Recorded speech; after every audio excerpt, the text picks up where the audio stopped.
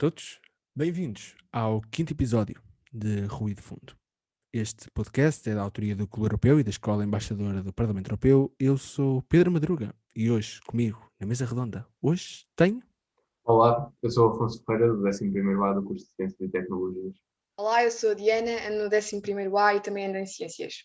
Olá, eu sou a Zoé Morgato, sou do 11º A e ando no curso de Ciências e Tecnologia. Hoje é Dia Mundial da Saúde. Isto acontece desde que em 1948 se realizou a primeira Assembleia Geral da Organização Mundial da Saúde. Todos os anos a OMS define um tema central na sua agenda que tem a ver com a importância da saúde durante esse ano. Este ano o tema é o Ano Internacional dos Trabalhadores da Saúde e Cuidadores, de maneira a reconhecer todo o seu esforço, dedicação e sacrifício que os profissionais de saúde têm feito e que ainda estão a fazer. Não fugindo também a este tema da saúde, e aliás, estando diretamente relacionado, ontem foi Dia Mundial da Atividade Física.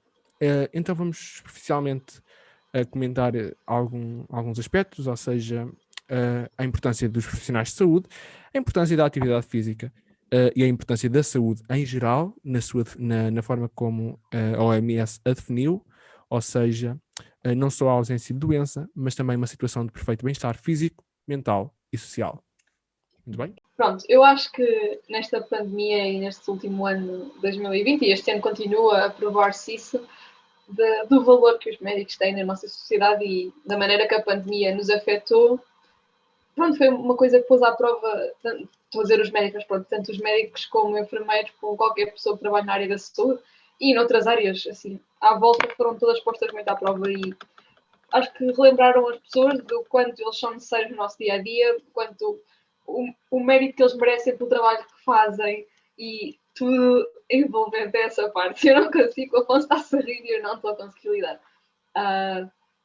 Pronto, eu acho que é importante lembrarmos as pessoas porque acho que muita gente às vezes se esquece do impacto que eles têm no nosso dia-a-dia e acho que esta pandemia foi uma ótima maneira de os relembrar e de mostrar o quão importantes eles são. E não nos podemos esquecer que isto foi uma coisa que apareceu assim do nada e que, pronto, tiveram que se adaptar muito rapidamente e acho que só mostra que estão bem para aquele trabalho porque se não fosse eles e as suas formas de adaptar e descobrir novos métodos e maneiras de tratar as pessoas, se calhar tinha sido muito pior para nós, por isso, pronto, é de louvar.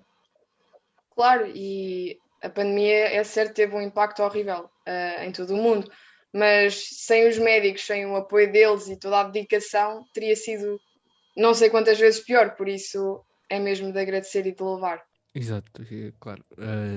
E até porque há bocado a Zoe estava a dizer que não se conseguia parar de rir. Isto aqui indiretamente foi um exemplo de um dos benefícios para a saúde, porque rir faz bem à saúde.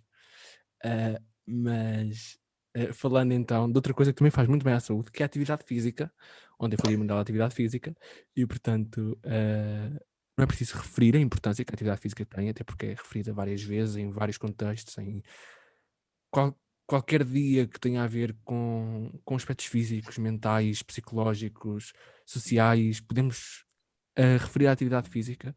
Mas eu volto a perguntar, porque é que a atividade física é importante? Então, é certo que a atividade física é imprescindível em qualquer altura das nossas vidas, mas especialmente agora na pandemia, que passamos tanto tempo sentados numa cadeira em frente ao computador, acho que é ainda mais importante levantarmos, fazermos uma corrida ou qualquer tipo de desporto, tanto a nível físico, para nos mantermos ativos e saudáveis, como a nível mental e psicológico, para nos abstrairmos de todos os problemas, todo este ambiente a que estamos expostos agora com a pandemia.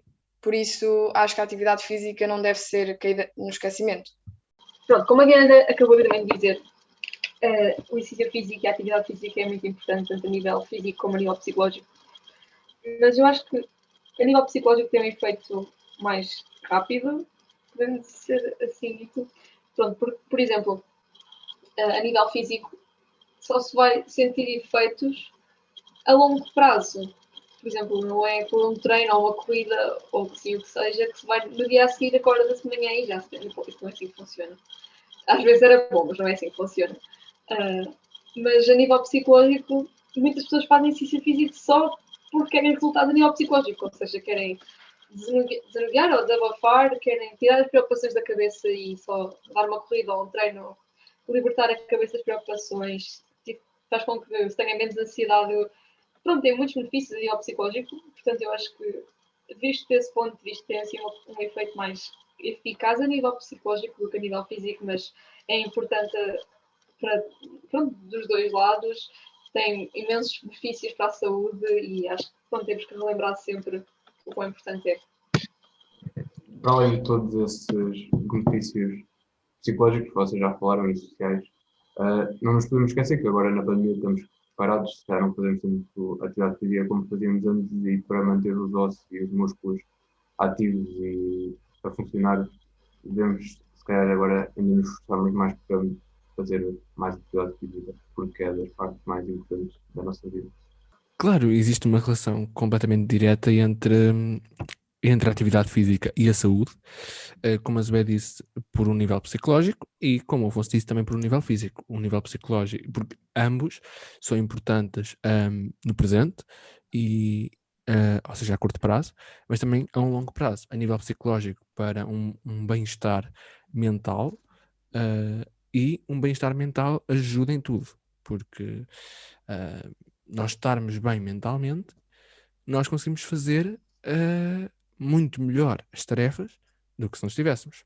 Da mesma forma em que um bem-estar físico possibilita-nos também uma maior autoestima, uma maior autoconfiança, possivelmente, da mesma forma que um bem-estar físico não, evita mesmo determinadas doenças, determinados problemas, tanto a curto como a longo prazo. Sim, já estás cansada de ouvir isto, mas epá, já estão cansados de ouvir isto, mas são pequenos pontos que é sempre importante recordar. Mas não saindo da saúde, não saindo do bem-estar físico, não saindo do bem-estar mental, vamos para outro tema que é o negacionismo que surge à volta da pandemia. Porquê? Porque eu pergunto-me, do meu ponto de vista, numa fase em que nós estamos com tanto acesso à informação, temos. Aliás, calma, eu ainda vou fazer uma analogia maior. Houve uma manifestação de 3.000 pessoas, sem máscara, sem distanciamento, em que, de vários setores sociais, de vários setores culturais, em que algumas defendiam que a pandemia não existia, outras eram contra o uso de máscara, outras eram contra as medidas, etc. Mas vamos lá ver aqui uma coisa. Estas pessoas são descendentes de gerações de 3.000 anos que sobreviveram a vírus, sobreviveram a espécies que já não existem, espécies extintas, sobreviveram a crises extremas climáticas, sobreviveram a uma data de coisas e sobreviveram a tudo isto para que no final duas pessoas se apaixonassem e tivessem aquela criatura que foi ali àquela manifestação e disse: o vírus não existe. Esta criatura acabou com 3.800 anos de gerações que sobreviveram a tudo para agora chegar ali e o vírus não existe. O negacionismo, a ignorância, os grupos pela verdade estão a crescer. Há 2 meses foram 200 ou 300 pessoas, agora foram 3.000. Nós, jovens pela verdade, vamos esclarecer isto tudo. Pronto, do negacionismo isso é uma coisa que está cada vez a crescer mais, isso também preocupa-me um bocado. Mas eu acho que quem acredita no negacionismo e apoia esse pensamento também está um bocado envolvente da parte toda de pronto, estão a negar a realidade e uma situação com coisas desconfortáveis. Eu até posso ler aqui o que está escrito no Google sobre o negacionismo. Aqui, o Sr. Google diz que o negacionismo é a escolha de negar a realidade como forma de escapar a uma verdade desconfortável. Trata-se da recusa em aceitar uma realidade empiricamente verificável, sendo essencialmente uma ação que não possui validação de um evento ou experiência histórica. Pronto. Por isso, o negacionismo, eu acho que é muito também... Quem acredita nisso, acho que também pode ser muito por... Pronto, lá está por assim, um medo da realidade que está a acontecer e quererem desculpar e pôr as culpas em alguém ou em alguma coisa do que está a passar.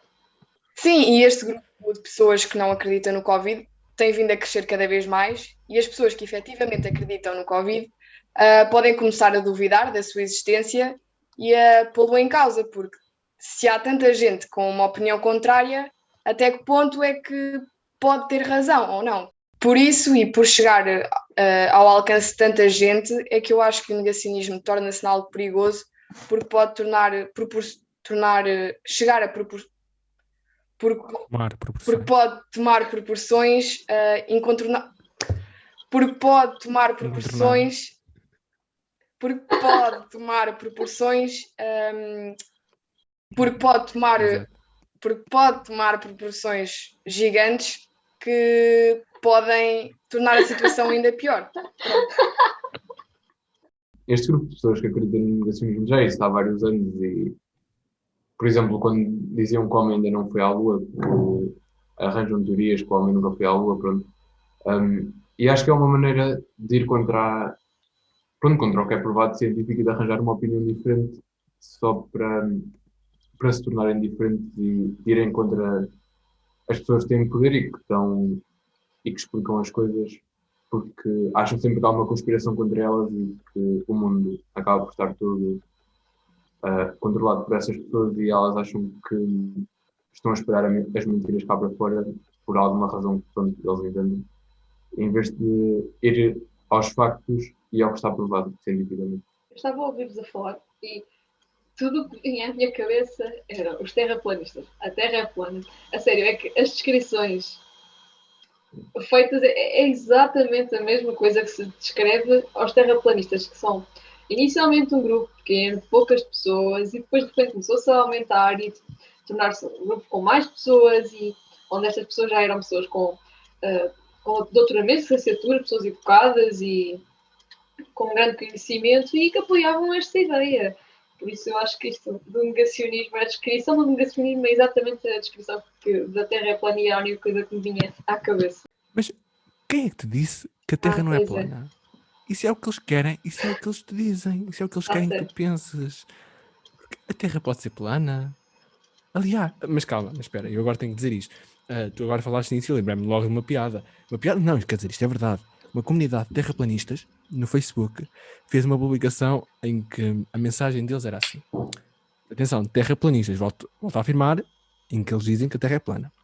A nossa mensagem já deu a volta ao globo. Isto foi um post. Uma piada. Isto é hilariante. É hilariante. Mas agora, focando aqui em alguns pontos que eu fui tomando nota, em relação ao que a Diana disse, de que o facto do negacionismo poder possibilitar proporções gigantes depois de uma grande evolução de português e de uma tentativa de uma guerra contra o português, proporções gigantes que podem tomar tornar-se em situações ainda piores, efetivamente é isso, ou seja, as pessoas são livres de fazer o que quiserem, existe liberdade de expressão e eu concordo com a manifestação. Aliás, eu concordo com a manifestação desde que a manifestação tivesse sido feita com máscara e com distanciamento. Eles podem à vontade criticar o uso de máscara, mas primeiro vestiam a máscara e tinham distanciamento. Porque a nossa liberdade, nós somos livres até ao momento em que a liberdade do outro é colocada em causa. Ou seja, existe uma liberdade até ao limite em que já não existe uma liberdade comunitária. Nós vivemos em comunidade e, portanto, temos que ter uma liberdade global. Outra coisa que o Afonso referiu e que eu também acho importante, lá está, é o facto das pessoas não quererem dar credibilidade às supostas pessoas, às pessoas de poder, entre aspas, ou seja, às elites, à comunidade intelectual, à ciência, etc. E isso começou, as elites ou a comunidade intelectual começou quase a ser como um insulto, fazer parte disto, porque isto aqui, estas pessoas passaram a ser aquele grupo de pessoas que querem controlar isto tudo. E que epá, isto não pode ser, ou seja, querem controlar isto tudo, isto não pode ser, não pode acontecer e nós estamos contra isso, porque eu não vou a favor de toda a gente. E basicamente é isto em que se tornou um negacionismo e o negacionismo é mais uma coisa que entra naquele saco enorme de liberdade que nós já estamos habituados a ver.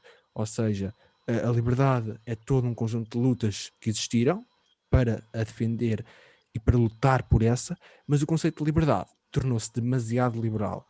Ou seja, qualquer coisa pode calhar no saco da liberdade.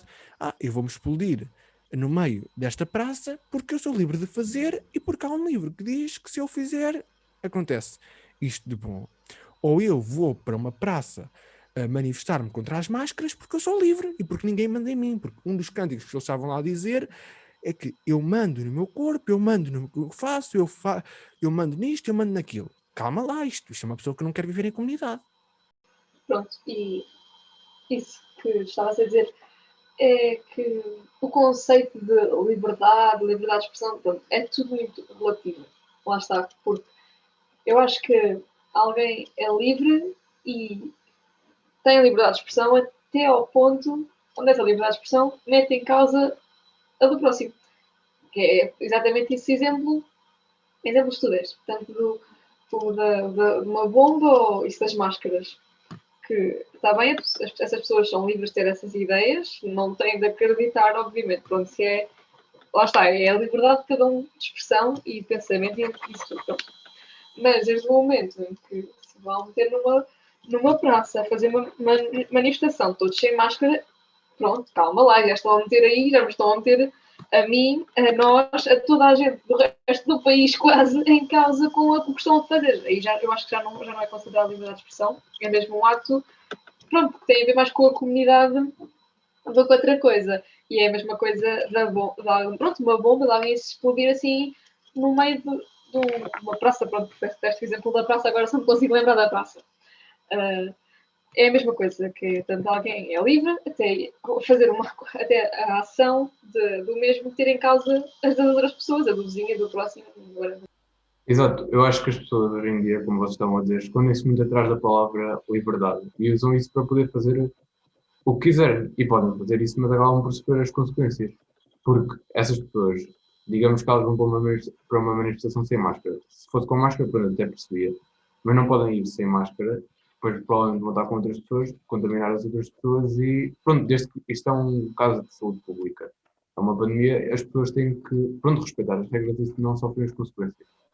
E o problema ainda maior disto é quando as pessoas que têm poder, por exemplo, o Donald Trump, quando era a época de eleições, dizia que a pandemia foi tudo inventado pelos mídias para arranjar uma maneira de ele não vencer a eleição. E desde que uma pessoa com poder como ele tem palavra, pronto, toda a gente, a maior parte das pessoas vê as entrevistas e está informada, quando essas pessoas têm esse poder e usam esta má informação para espalhar, pronto, estas palavras também mal informadas, acho que tem que cada vez ser mais controlado porque percebemos que às vezes as pessoas que têm poder, que deviam ser as que estão mais informadas, acabam por não estar assim tão informadas como pensamos. Exato.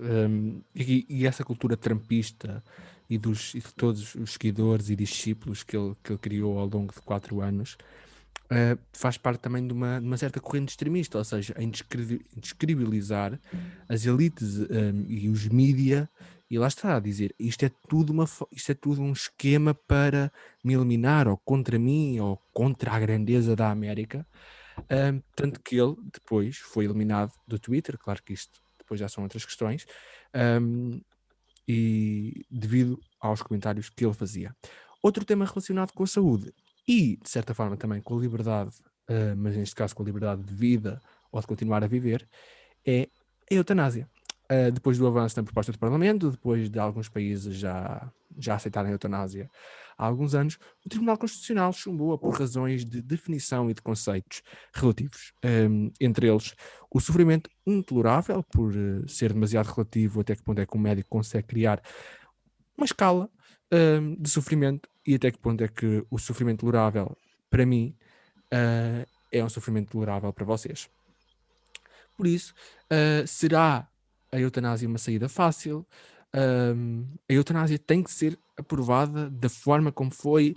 Existem coisas que podem ser melhoradas, pontos de vista a favor, pontos de vista contra. É certo, este é um tema super controverso, existem milhares de opiniões, mas, na minha opinião, eu acho que nenhum de nós tem o direito de eliminar essa opção à pessoa, porque, lá está, nenhum de nós tem a capacidade de perceber o nível de sofrimento, o nível de dor da pessoa, Eu acho que se a pessoa estiver capaz disso, deve dar o argumento final, deve ter essa opção, pronto. Estar a dizer Pronto, este agora eu vou dar exemplo, aqui um mas exemplo que pode parecer um bocado estúpido ao início, mas um exemplo que as caixas de tabaco dizem todas que fumar mata. Mas essas caixas estão para venda e as pessoas compram. E têm essa escolha, porque sabem as consequências e pronto, sabem o que é que vai acontecer.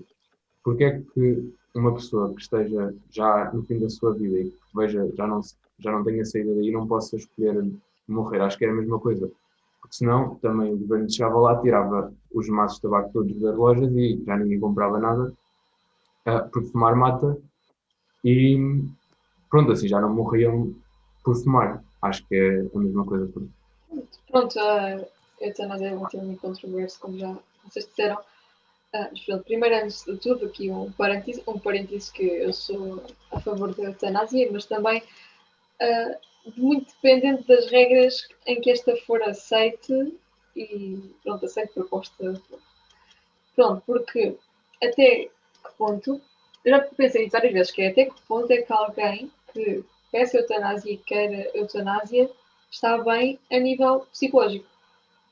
Porque, sem falar do nível físico, obviamente, e dos cuidados e da situação onde está a viver, pronto, se for isso tudo, mesmo alguém a nível psicológico, alguém que até pode dizer, não, eu estou bem, eu só, já, pronto, já vivi o que tinha a viver, para concluir o que tinha a concluir, que era, pronto, já chega. Até que ponto é que alguém, nessas situações, está bem a nível psicológico? Pronto, é uma coisa muito subjetiva e que por isso é que eu acho que é tão controverso, porque é muito relativo e varia muito pessoa para pessoa, e por isso é que também é tão difícil ser aprovada nos países, eu acho, por todas as coisas que são relativas em relação à eutanásia, porque varia muito pessoa para pessoa, isso tudo. Pronto. Lá está, aqui é o que já disseram, é um bocado relativo. Obviamente, eu sou a favor da eutanásia no aspecto em que existe essa liberdade, mas eu percebo completamente a forma como o Tribunal Constitucional a chumbou, percebo o ponto de vista do Presidente da República em ter aconselhado a verem os conceitos desta proposta, porque efetivamente está aqui a acontecer uma certa confusão que pode prejudicar em muito a forma como vemos a saúde e o sistema de saúde no geral. Porque, primeiro, focando aqui já na parte do psicológico, uma pessoa que efetivamente pede eutanásia pode ou não estar bem psicologicamente. Mas uma das coisas, e esta não tenho a certeza, que a proposta dizia é que, no contexto de avaliação que é necessário para aprovar a eutanásia sobre alguém, não era obrigatório, podia ser requisitado pelo médico, mas não era obrigatório estar presente um psicólogo. Eu acho que devia ser obrigatório estar presente um psicólogo. Outro parâmetro é se a eutanásia, como eu disse no início, poderia ser uma saída fácil, porque a eutanásia, um dos conceitos que é revelado na proposta é das doenças incuráveis. Uma pessoa que esteja no hospital sofre de uma doença incurável, pode ir para os cuidados paliativos, onde é suposto diminuir, entre aspas, a dor, e, por exemplo, ser criada uma cura para essa doença. Porque se a eutanásia é demasiado liberalizada e se torna demasiado normal, as curas nunca vão existir. Pode ser uma saída fácil nestas duas vertentes. E outra coisa é a pressão que a eutanásia pode colocar sobre as pessoas. Ou seja, uma pessoa está no hospital, está a colocar custos sobre os médicos, sobre o próprio Sistema Nacional de Saúde, sobre a família, e diz, ok, eu não quero mais isto.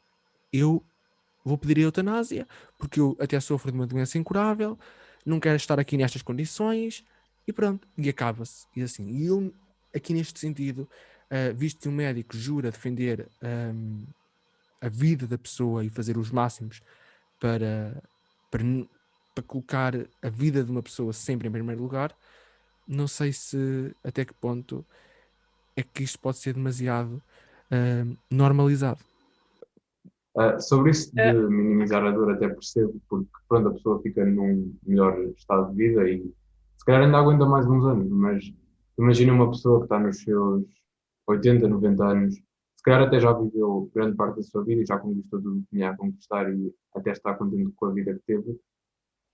Será que é suposto essa pessoa não ter a escolha de continuar a viver quando está com uma vida numa cama de hospital sem atividade nenhuma, sem fazer nada, pronto, quase da vida, quase nem viver aquilo é. Acho que pelo menos a escolha devia ter.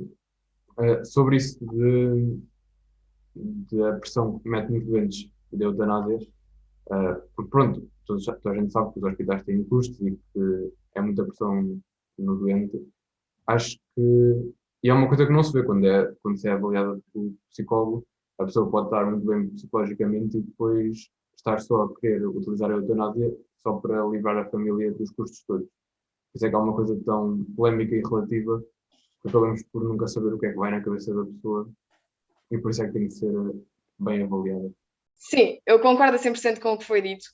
E sim, até pode haver uma cura, podem descobrir uma cura, mas a pessoa nunca pode ter essa garantia e a pessoa pode estar anos e anos à espera, ali num sofrimento e sem estar bem, no fundo, e pode nem sequer valer a pena porque pode nem sequer chegar a haver uma cura. Por isso eu acho que a pessoa é que deve decidir se quer ter ali um fim livre, tranquilo, ou se quer continuar naquela luta que nem se sabe se vai chegar ao objetivo pretendido. Por isso eu acho que é uma escolha de cada um. É claro que depende muito de caso para caso e lá está, se psicologicamente a pessoa está bem, mas é uma escolha que a pessoa deveria poder fazer. Olha, eu só quero voltar a como outra vez, porque eu estou chocada, eu ainda estou chocada. Como é que não era obrigatório haver um psicólogo? Em Portugal, na primeira proposta, agora, acho que.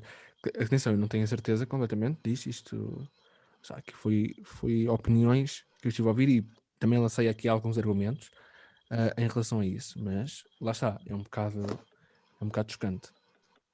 Descabido, Sim. chocante, chama-lhe o que quiseres, mas não faz sentido nenhum, porque lá está, até pode ser alguém, como tu disseste, que é, portanto, pode ser, podemos estar a falar de um caso de alguém que esteja completamente bem, mas também podemos estar a falar de um caso de alguém que não esteja nada bem e que só está a arranjar uma maneira, uma saída assim fácil, sem dor, assim uma coisa, pronto, lá está. Por isso é que eu acho Claro, que mas eu acho que a eutanásia é uma coisa de pronto, é o que estavam a dizer, desculpa só acabar a minha ideia, que era disso que eu acho que é a da opção, não é opção, da escolha de alguém, pronto, alguém tem que ter essa escolha. Mas esse pronto, eu só acho que devia ser algo que devia haver toda uma avaliação psicológica antes de poder ser feita alguma coisa. psicológica e médica, mas lá está, atenção, eu coloquei aqui os argumentos que giram à volta da eutanásia, os principais argumentos, porque, atenção, a eutanásia, lá por ser aprovada, não quer dizer que agora o suicídio assistido vai começar a ter aí números extraordinários, não, isto pode normalizar. Agora, existem aqui alguns problemas que têm que ser colocados em cima da mesa, que foram colocados, tanto foram que a proposta acabou por chumbar, e que, por exemplo, nós não temos a certeza se uma pessoa que estiver mesmo em estado grave, se não existir eutanásia, se não vai acabar por fazer de outros modos e de modos piores. Então, isto aqui é a mesma condição que se foi colocada no aborto, porque se não existirem condições que o Serviço Nacional de Saúde possibilita, condições dignas de acesso, se não vai fazer noutro sítio em condições muito mais deterioradas. E, portanto, este conceito depende de muitos fatores e era só por uma questão de definir bem as coisas e de estruturar bem as coisas, porque nesse caso eu sou totalmente a favor. Mas bem, a conversa já vai muito longa e gostava só de saber se tem algumas recomendações a fazer sobre este tema de eutanásia, negacionismo, saúde, atividade física. Falámos muita coisa hoje. Olha, eu nas recomendações tenho de dizer uma coisa que eu acho que toda a gente sabe e conhece, porque é uma série muito conhecida que é Grey's Anatomy, mas quando falamos aqui em saúde e por aí é aquela coisa que me vem logo à cabeça, porque eu ando a ver, e pronto, acho que é uma série muito... eu sei, obrigada. É uma série que eu gosto muito e pronto, quem não viu acho que devia ver. E se gosta desta parte de saúde e assim. Então, eu tenho um filme, chama-se The Father, saiu ano passado, até está nomeado para os Oscars, e fala de um homem que já tem bastante idade e conseguimos ver a sua evolução e a maneira como a filha dele trata dele e percebemos tipo, como é que ele está a nível psicológico e como é que vê as coisas à sua volta. E acho que se calhar até é uma boa maneira de percebermos o que é que as pessoas que estão nos hospitais acabam por sofrer e pronto, se calhar perceber um bocado do lado delas e porque é que elas querem utilizar a eutanásia.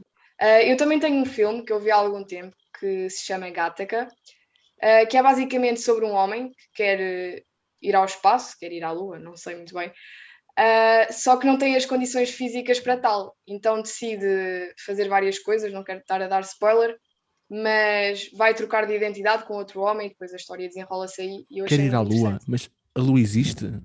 Isso é uma criação dos Estados Unidos.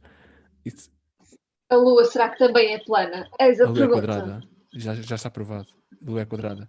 Um triângulo. É um A triângulo Lua é um com quadrado. bocado da Terra e a Terra é plana e aquilo é um bocado da Terra que saiu, é um quadrado que saiu. Né? Mas bem, vamos. Yeah. Hoje é o 5º episódio, 5ª letra do alfabeto. Eu tenho aqui uma curiosidade sobre Espanha. Espanha, sim, Madruga, Espanha, ok? Espanha é o país com mais baixo por habitantes da União Europeia. Eu trago uma curiosidade da Eslovénia, que é o terceiro país mais verde da Europa. Então, a minha curiosidade é sobre a Estónia e é um país que tem cobertura de internet em todo o país, até em florestas, pronto, em todo o lado. Bem, vamos acabar por aqui. Até o próximo episódio e adeus. Adeus.